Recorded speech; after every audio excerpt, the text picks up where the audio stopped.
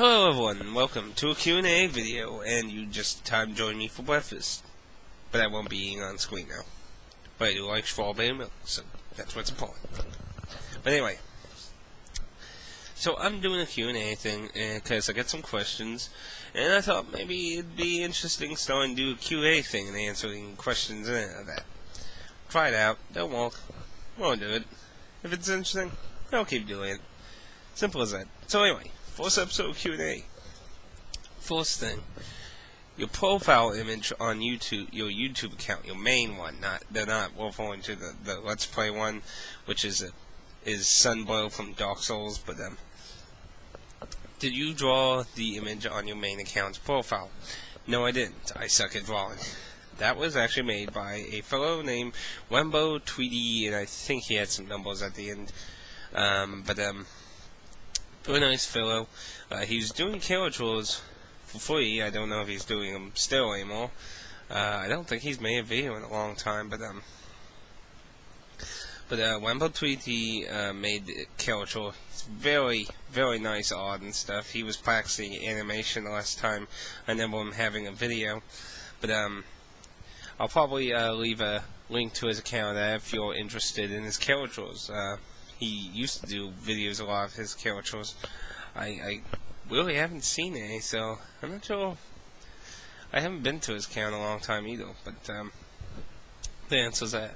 It's just, a caricature of, I gave him a picture of me and a picture of a black mage in case he didn't know what a black mage looked like, and told him to make a caricature of the two combined, and that's what I got.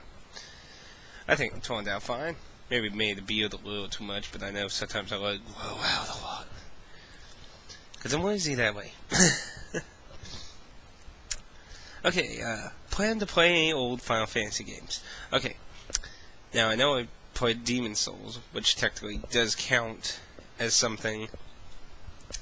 I generally, when I started doing Let's Plays, and when everyone really starts, you improve over time. And I think there's been lots of vast improvements since the very first time I started just recording with no commentary, and then over time trying to do commentary and improving video quality and that. I think there's been vast improvements obviously since then, but I really decided that I was going to really avoid games that I had already beaten, but then lately I've been kind of thinking maybe once in a while I'll pick out a game I always beat and do a Let's Play of it for fun. Games I really liked, because it actually is a good excuse to replay it, do a Let's Play, and with general memories and knowledge of it should go faster obviously than when I blindly did it by myself. So, but at the moment though, okay, we'll put it this way. If I was going to go by that rule, Final Fantasy III would be the only Final Fantasy out of the number of games that would qualify. I have literally beaten everything from Final Fantasy 1 to 13 in the number series. And that is including Final Fantasy 11 and every single add-on to Final Fantasy 11.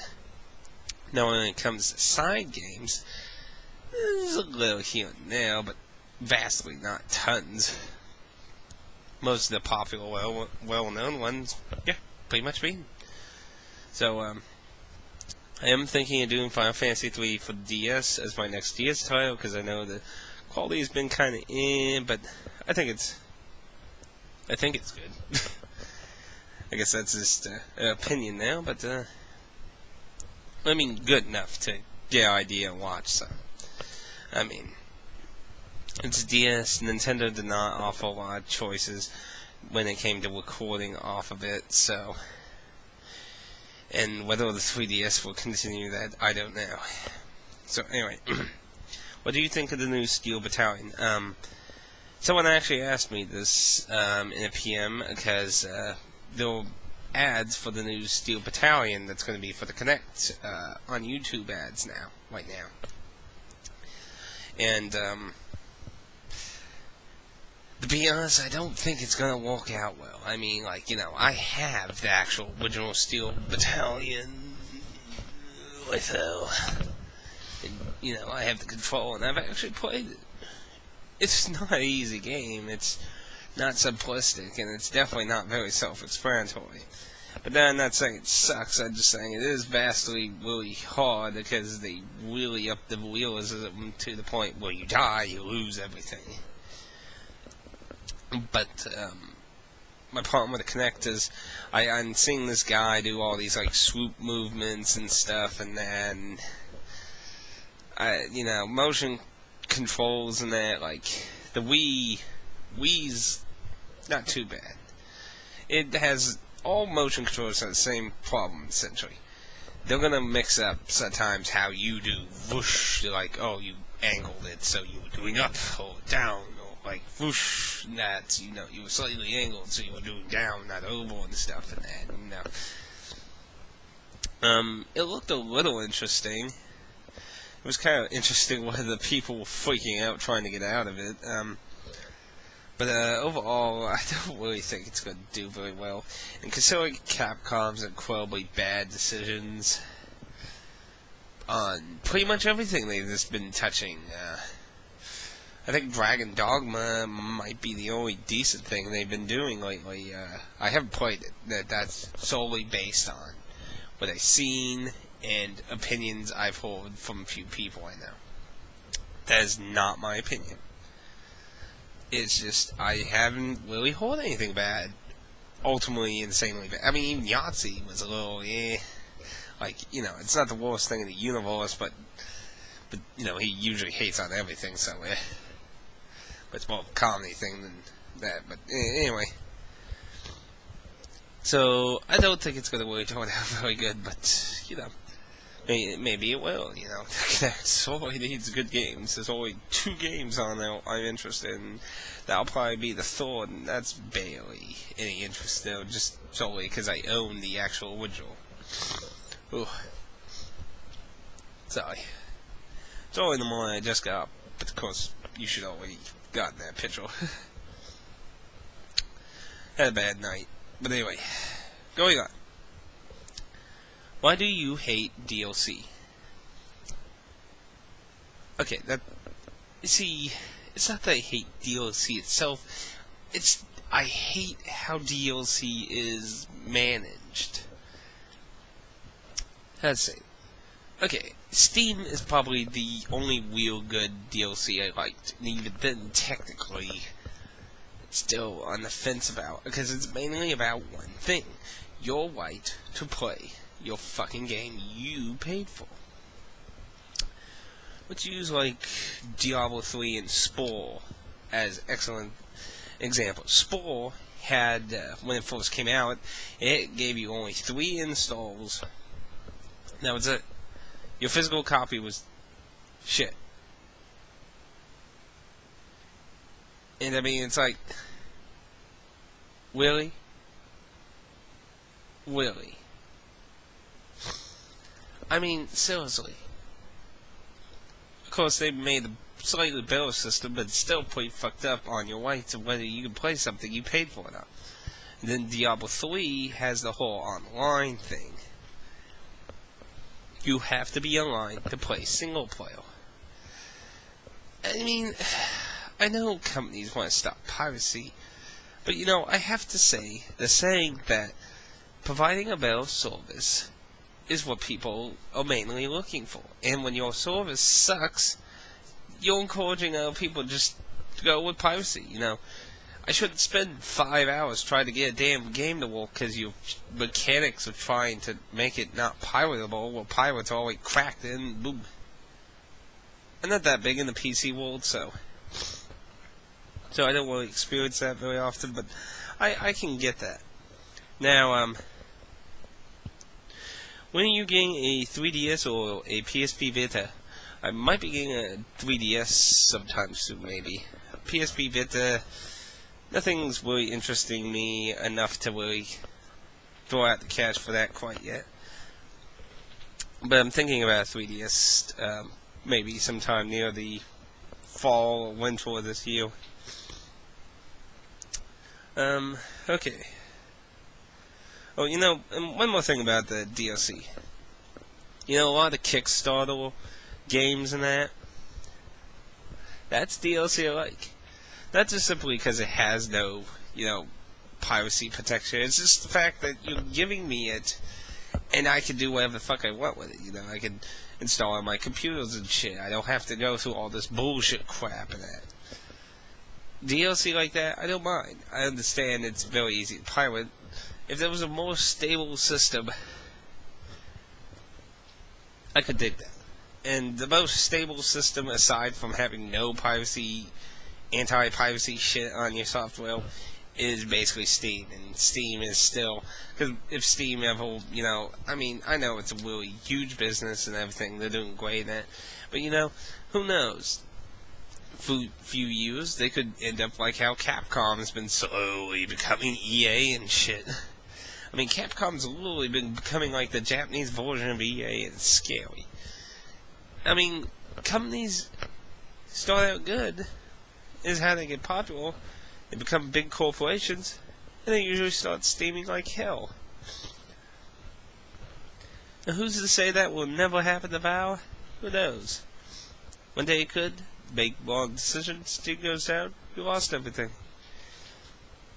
And that's the thing I hate about these kind of systems. It's just, maybe one day, 20 years in the future, I might want to play it, but it only exists now in this system, and it doesn't exist anymore. That's what I don't like. Ooh. Must be congested this morning. Okay, here's one. I know I get a lot. Why do you talk the way you do? It's called speech impairment. I don't really consider it a big deal, We're in a country full of people of different races, cultures, backgrounds, that. When I went to New York, there were people who actually didn't even know how to talk English. I know, I went to a dollar store in New York, and people were speaking India.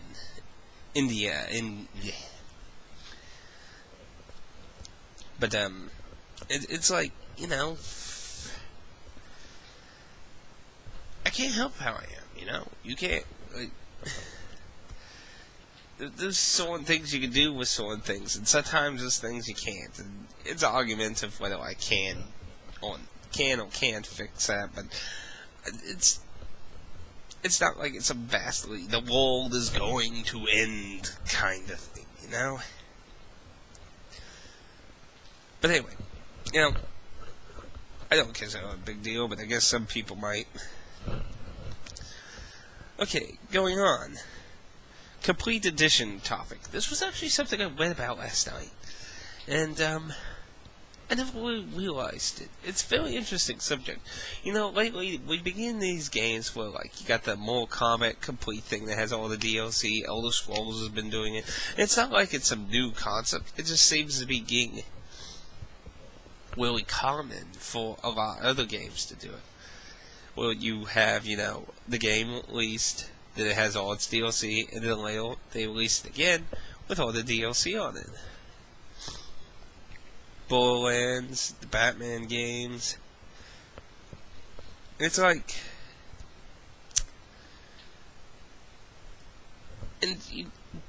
so basically, here's what the topic's basically about. Game companies are complaining that sales are not happening as much anymore. And when you think about it, this ain't helping it. It's like, people, don't want this fucking DLC shit very often.